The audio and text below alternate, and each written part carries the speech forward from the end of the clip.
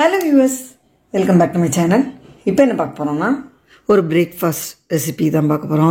ரொம்ப சூப்பரான ஹெல்த்தியான ஒரு பூரியும் அதுக்கு டேஸ்டியான ஒரு சைட் டிஷ்ஷும் தான் பார்க்க போகிறோம். ஜோவார் மேத்தி பூரி, அதுக்கு தொட்டுக்கிறதுக்கு ரொம்ப டேஸ்டியான பட்டாணி மசாலாவும் தான் பார்க்க போகிறோம். எப்படி பண்ணலாம் பார்க்கலாமா? ஜோவார் ஃப்ளவருங்கிற ஜோளத ரொட்டிக்கெல்லாம் பண்ணுற மாவு 2 டம்ளர் எடுத்துட்டுருக்கேன். இதில் குளூட்டன் இல்லையா, அதனால் இட வராது. அதுக்காக 1 டம்ளர் கோதுமை மாவு, அதுக்கு தேவையான உப்பு சேர்த்தாச்சு. இது உலர்ந்த வெந்தயக்கீரை, கசூரி மேத்தின்னு சொல்லுவோம் இல்லையா, அது 1 டேபிள் ஸ்பூன் அளவு எடுத்து கையால் கசக்கி இதில் சேர்த்துட்டுருக்கேன். இது கூடவே 1/2 டீஸ்பூன் மஞ்சப்பொடி, 1 teaspoon red chilli powder, 1/2 teaspoon garam masala சேர்த்து நல்லா மிக்ஸ் பண்ணி விட்டுட்டு இதில் கொஞ்சமாக தண்ணி தெளித்து கெட்டியான பூரிக்கு மாவு பிசைவோம் இல்லையா, அது மாதிரியே பிசைஞ்சிக்கலாம்.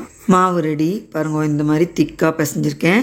இதுக்கு மேலே 1 டீஸ்பூன் எண்ணெய் விட்டு நல்லா மிக்ஸ் பண்ணிவிட்டு வளராமல் மூடி வச்சுட்டு சைட் டிஷ் பண்ணிவிட்டு பூரி இடலாம். அதுக்கு பச்சை பட்டாணி, ஃப்ரெஷ் பட்டாணி எடுத்துகிட்டு இருக்கேன். இது 1 கப் பட்டாணி. இதுக்கு முதல்ல வறுத்து அரைக்கிறதுக்கு 1 டீஸ்பூன் எண்ணெயை சூடு பண்ணி அதில் 3 பல்லு பூண்டு, 1 இன்ச்சு இஞ்சியை கட் பண்ணி சேர்த்துருக்கேன். இது கூட 20 சின்ன வெங்காயம் சேர்த்து 1/2 டீஸ்பூன் சோம்பு சேர்த்து நல்லா வதக்கிக்கலாம். வெங்காயம் வதங்கினதும் இதில் 1/2 டேபிள் ஸ்பூன் அளவு தேங்காயை சேர்த்து இதுவும் கொஞ்சம் வதக்கிட்டு சூடு ஆறினதும் அரைச்சிக்கலாம். சாம்பார் வெங்காயம் சேர்த்து வதக்கி தான் அரைக்கணும், அப்போ தான் டேஸ்ட் நல்லாயிருக்கும். பேனில் 1 டேபிள் ஸ்பூன் எண்ணெய் சூடு பண்ணி இதில் 1/2 டீஸ்பூன் ஜீரகம், 2 பெரிய வெங்காயத்தை பொடியாக கட் பண்ணி சேர்த்து கொஞ்சம் வதங்கினதும் இதில் 2 தக்காளி பொடியாக நறுக்கினதை சேர்த்து வதக்கிக்கலாம். வெங்காயம் தக்காளி சீக்கிரமாக வதங்கிறதுக்காக இதுக்கு தேவையான உப்பு இதில் சேர்த்துட்டேன். இது கூடவே 1/2 டீஸ்பூன் மஞ்சப்பொடி, 1 டேபிள் ஸ்பூன் தனியா powder, 1 teaspoon red chilli powder, kitchen king masala 1/2 teaspoon சேர்த்துக்கிறேன். ரொம்ப நல்லாயிருக்கும் அது சேர்க்கும் போது டேஸ்ட்டு. இந்த பொடியெல்லாம் சேர்த்து பச்சை வாசனை போக கொஞ்சம் நல்லா வதக்கிட்டு இதில் பச்சை பட்டாணியும் சேர்த்து நல்லா கலந்து இது கூடவே 1 டம்ளர் தண்ணி விட்டு நல்லா மிக்ஸ் பண்ணிவிட்டு பச்சை பட்டாணி சாஃப்டாக வேகணும். அதே சமயம் எண்ணெய் பிரிஞ்சு வரணும். மூடி போட்டு 5 நிமிஷம் வேக விட்டுக்கலாம். வதக்கி வச்சுருந்த சின்ன வெங்காயம், இஞ்சி பூண்டு சூடு ஆறிடுத்து கொஞ்சமாக தண்ணி விட்டு ஃபைன் பேஸ்ட் அரைச்சிட்டு வரேன். பட்டாணி நல்லா வெந்தாச்சு பாருங்க.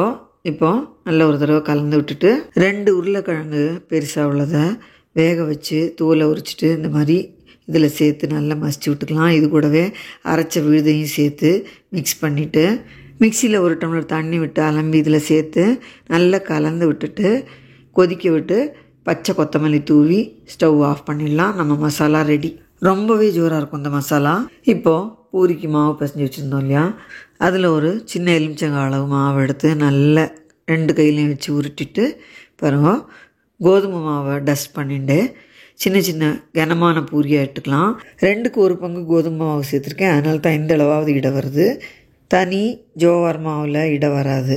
நம்ம சேனலில் இதுக்கு முன்னாடி ஜோளத ரொட்டி செஞ்சு காமிச்சிருக்கேன்.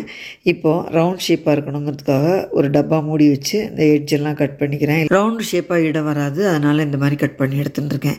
இப்போ எண்ணெய் காஞ்சாச்சு. நல்ல எண்ணெய் காஞ்சதும் இந்த பூரியை போட்டுட்டு மீடியம் ஃப்ளேமில் வச்சுட்டு இந்த மாதிரி அழுத்தி விட்டு வெந்தெடுக்கும்போது நல்லா சூப்பராக பொஸ்ஸுன்னு பொரிஞ்சிட்டு வரும். பாருங்கள் எவ்வளோ சூப்பராக வருதில்ல. இதை நல்ல எண்ணெயை வடிச்சிட்டு எடுத்துடலாம். அருமையான பொஸ்ஸுன்னு சூப்பரான பூரி ரெடி. இதே மாதிரி ஒன்றா ட்ராப் பண்ணி இந்த மாதிரி அழுத்தி விட்டுட்டு திருப்பி போடும்போது நல்ல ஃப்ளஃபியான பூரி கிடைக்கும். இந்த பூரி ரொம்ப நேரமாகவே இந்த மாதிரி ஃப்ளஃபியாகவே இருக்கும். இதுக்கு தொட்டுக்க இந்த பட்டாணி மசாலா அட்டகாசமாக இருக்கும். வியூவர்ஸ் கண்டிப்பாக ட்ரை பண்ணி பாருங்கள். ரொம்ப ஜோராக இருக்கும். இந்த சாம்பார் வெங்காயம் தேங்காயெல்லாம் வதக்கி அரைச்சதுனால இதோட டேஸ்ட்டே வேறு லெவல் தான். ட்ரை பண்ணி பாருங்க. பிச்சு காட்டுறேன். நல்ல ஃப்ளஃபியாக உள்ளெல்லாம் ஏர் போயிட்டு ஜோராக இருக்குது. இந்த பட்டாணி மசாலாவோட சாப்பிட்றது இன்னும் சூப்பராக இருக்கும். கண்டிப்பாக ட்ரை பண்ணி பாருங்க. இந்த ஜோவார் பூரி டயபெட்டிக் ஃப்ரெண்ட்லி ரெசிபின்னே சொல்லலாம். அவ்வளோ நல்லது. டயபெட்டிக் பேஷண்ட்ஸ் எல்லாம் தாராளமாக சாப்பிட்லாம். இந்த வீடியோ எல்லாருக்கும் யூஸ்ஃபுல்லாக இருக்கும்னு நினைக்கிறேன். லைக் பண்ணுங்க, ஷேர் பண்ணுங்க, சப்ஸ்கிரைப் பண்ணுங்க. தேங்க்யூ ஃபார் வாட்சிங்.